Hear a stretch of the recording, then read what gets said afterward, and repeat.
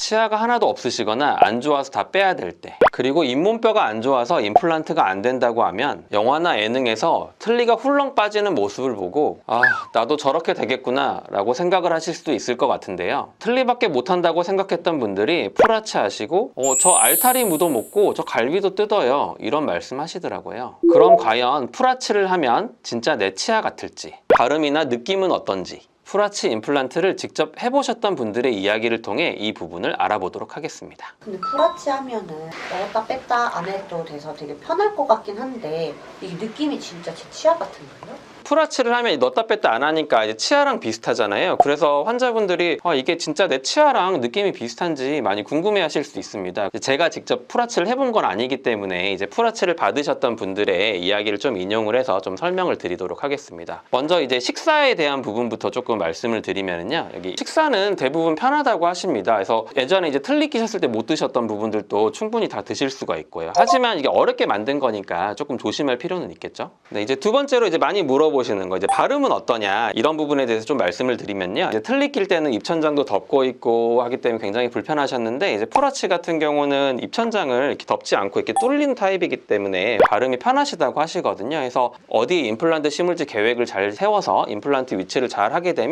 얇게 만들어 드릴 수가 있거든요. 그렇게 되면 대부분은 발음은 큰 문제가 없다고들 하십니다. 네, 그러면 이렇게 다 좋은 점만 있고 그럼 치아랑 다 똑같냐 이렇게 생각을 할 수 있는데요, 그건 아닙니다. 그래서 보통 치아는 이제 살아있는 치아이기 때문에 저희가 이렇게 씹을 때 그런 느낌이 있거든요. 그래서 풀하체를 하신 이 외국 유튜버신데 자기가 이제 풀하체를 하고 오랫동안 써봤는데 어떤 느낌이더라 이렇게 말한 영상이 있거든요. 그 영상을 좀 인용해서 좀 설명을 드리도록 하겠습니다. 요약해서 말씀드리면 이분이 뭐라고 하냐면 씹는 힘이 더 세다, 그래서 모르고 막 혀를 씹을 수도 있다 이런 말씀을 하시거든요. 살아있는 치아가 아니기 때문에 이런 느낌이 잘 없습니다. 그래서 자기도 모르게 그냥 확 씹어버릴 수 있거든요. 그러니까 이런 부분이 조금 단점이라 보시면 되겠고요. 그다음 이제 두 번째는 이제 다 뭉겨있기 때문에 여기로 무는지 여기로 무는지 동시에 느낌이 와서 어디로 무는지 잘 모르겠다 이런 부분도 있을 수가 있겠습니다. 그래서 그런 이야기를 하셨었고요. 세 번째, 보통 치아를 다 빼시는 분들은 이제 치아가 시리거나 아프시거나 그런 거를 많이 겪다가 빼시잖아요. 근데 여기서 좋은 거는 살아있는 치아가 아니니까 뭐 치아가 전혀 시릴 일도 없고 아프지도 않더라, 이런 부분은 좋다 이런 이야기도 좀 하셨었고요. 또 네 번째, 이런 부분이 굉장히 큰 차이점이거든요. 풀하체 같은 경우는 이제 잇몸뼈가 많이 안 좋으신 분들이 이렇게 틀니 같은 걸 얹어서 고정식으로 가는 거기 때문에 이 경계부에 음식물이 조금 저류가 되실 수 있습니다. 그래서 이 여자분이 말씀하셨던 게 식사를 하시고 물로 한번 청소가 필요하다, 그래서 이런 부분이 조금 단점이겠죠. 그래서 다섯 번째로 이제 틀니보다는 훨씬 편하지만 이것도 적응 기간이 필요하다는 이야기도 나왔습니다. 저희가 구강내가 다 바뀌고 전체적인 변화가 생기잖아요. 저희가 머리카락 하나만 들어가도 느끼는데 이렇게 큰 변화가 생기기 때문에 초반에는 뺨이나 혀를 좀 씹으실 수 있거든요. 그래서 그런 적응 기간이 필요하다, 그런 이야기가 나왔습니다. 그리고 여섯 번째로 이제 입천장이 뚫려 있으니까 씹는 맛이 너무 느껴져서 먹을 때 음식 맛이 느껴져서 너무 좋다, 이런 부분도 이야기를 했었고요. 그 다음 일곱 번째로는 이제 틀니처럼 덜그럭덜그럭거리고 안 움직이니까 그런 부분이 굉장히 자기 치아처럼 편하다. 그래서 이 사람이 내린 결론은 틀니와 임플란트, 전체 임플란트의 중간 정도인 것 같다, 하지만 틀니보다는 임플란트에 더 가까운 것 같다, 이런 이야기를 했었거든요. 근데 이분은 보철 자체가 약간 플라스틱 레진 같은 재료거든요. 그렇지만 지르코니아로 하게 되면 그거보다 더 임플란트 쪽에 가깝지 않냐, 이렇게 생각을 할 수 있을 것 같습니다.